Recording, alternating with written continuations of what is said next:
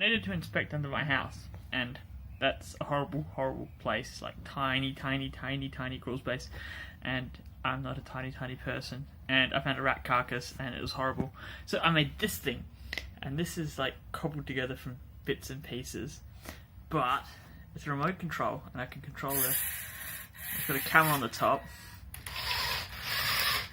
drives around on tracks, and it's got a great big honking light, so I can drive it around and I can actually see what I'm doing. So, let's see what it's doing.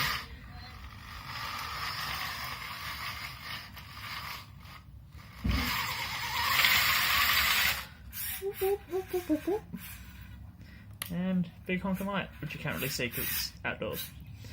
But it got me under there, and the problem was as bad as I thought it was.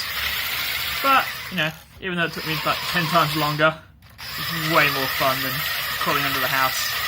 And now I'll probably just use it to pass butter or something like that.